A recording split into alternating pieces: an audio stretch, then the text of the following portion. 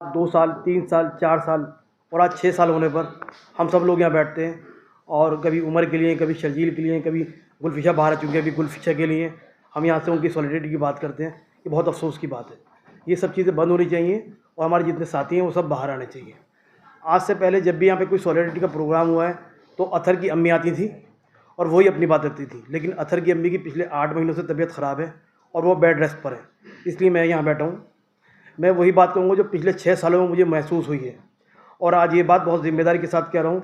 हमें इंसाफ अभी नहीं मिला है। हमारे लिए इंसाफ उस दिन पूरा होगा जिस दिन हमारा एक दोस्त, एक साथी जेल की सलाखों से बाहर होगा और दिल्ली दंगों के असली दोषियों को सज़ा मिलेगी।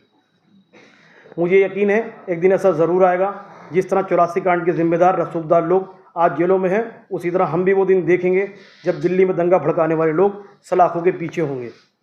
फ़िलहाल जो अभी हमें मिला है वो देर से मिला हुआ अधूरा इंसाफ। 2 दिन पहले 26 जनवरी थी, 2-3 दिन पहले 26 जनवरी थी और वो दिन जब सन 1950 को हमारे मुल्क का संविधान लागू हुआ, हम इस दिन को पूरी खुशी के साथ मनाते हैं। लेकिन जब हम इस तरह की खबरें पढ़ते हैं तो ये सब चीज़ें बेमानी हो जाती हैं। कल मैंने न्यूज़ में पढ़ा कि एक मुसलमान को 6 साल बाद टाटा कोर्ट ने बरी किया। पिछले 7-8 महीनों से हम खबरों में लगातार पढ़ रहे हैं बहुत सारे मुसलमान, कोई 5 साल, कोई 10 साल, कोई 15 साल, कोई 20 साल बाद जेलों में रहने के बाद बरी होता है और जेलों से बाहर आता है। इससे ऐसा लगता है कि किस तरह देश के मुसलमानों को सत्ता में बैठे लोग अपने राजनीतिक फ़ायदे के लिए यूएपीए, टाटा, पोडा और दूसरे काले कानूनों में फंसाकर सालों साल जेलों में सड़ाते हैं और 5, 10, 15, 20 साल बाद वो जेलों से बाहर आते हैं। ये न्याय नहीं है। अब मैं बात करता हूँ अतहर की। दिल्ली दंगों में फर्जी FIR 59, यूएपीए में 18 लोग अरेस्ट किए गए। जिन लोगों को गिरफ़्तार किया गया उन सब में अतहर सबसे कम उम्र का था। जब उसे गिरफ़्तार किया गया वो महज 22 साल का था। ये वो उम्र होती है जब एक नौजवान पढ़ता लिखता है और अपने कल के लिए, अपने भविष्य के लिए सपने देखता है। लेकिन अतहर को इतनी छोटी उम्र में यूएपी लगाकर जेल में डाल दिया गया सिर्फ इसलिए वो समाज के बारे में सोच रहा था, अपनी कम्युनिटी के बारे में सोच रहा था और CA NRC जैसे काले कानूनों का विरोध कर रहा था। अगर मैं अपनी और अतहर की फैमिली की बात करूं तो हम एक साधारण से परिवार से हैं। ना कोई राजनीतिक बैकग्राउंड है हमारा, ना हम कोई सामाजिक अस्तूक रखते हैं और ना ही अतहर किसी संगठन का हिस्सा था। मैं उसके मामू होने के नाते अतहर को जितना जानता हूँ, वो आज के दौर का वो नौजवान है जो गलत बात को बर्दाश्त नहीं करता था। यहाँ तक कि घर में भी जब पुराने रीति रिवाज के नाम पर जो बातें उसे गलत लगती थी तो उन पर भी सवाल करता था। इसी सोच का नतीजा ये हुआ कि गैर संवैधानिक CA NRC जैसे काले कानून को स्वीकार नहीं कर पाया और वो चांदबाग प्रोटेस्ट साइट का हिस्सा बना। उसके बाद सच्ची कहानी हम लोगों को मालूम है और झूठी कहानी सरकारी तंत्र के ज़रिए पूरी दुनिया को मालूम है।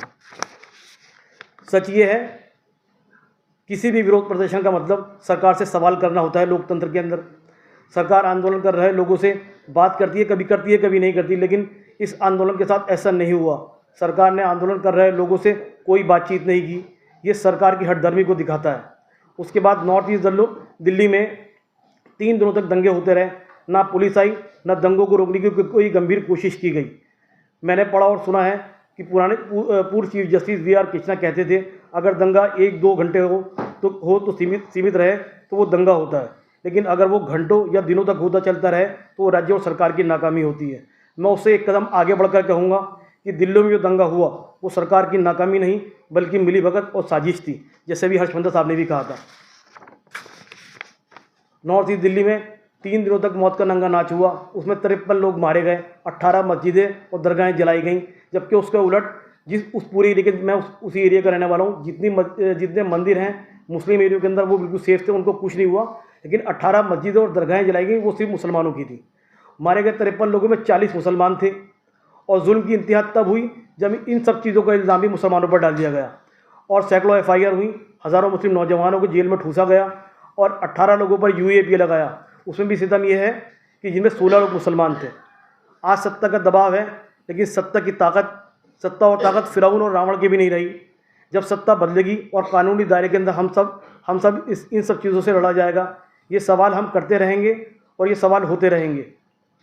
जिन 2 लोगों को 5 जनवरी को सुप्रीम कोर्ट से बेल नहीं मिली, उनके अलावा भी अभी 5 साथी हमारे जेलों में हैं। इनमें से कुछ सेशन में हैं और कुछ लोग कोर्ट जाने की तैयारी कर रहे हैं। मैं आप सबसे कहना चाहता हूँ, डरिए मत, सवाल करते रहिए, दुआ करते रहिए, लड़ते रहेंगे और इन सब लोगों से लड़ते रहेंगे। अभी अपूर्वा सर बैठे हुए हैं और अपूर्वा सर ने एक बार क्या कहते हैं इंटरव्यू में कहा था कि CNRC का जो विरोध प्रदर्शन था वो मुसलमानों का आज़ादी के बाद सबसे बड़ा विरोध प्रदर्शन था। मैं आप सब लोगों से कहना चाहता हूँ वो विरोध प्रदर्शन मुसलमानों का आज़ादी के बाद बहुत बड़ा था और वो इस बात का मैं आपको यकीन दिलाता हूँ वो पहला प्रदर्शन नहीं था, आगे भी चलते रहेंगे और ये आखिरी प्रदर्शन नहीं था। इनकलाब जिंदाबाद।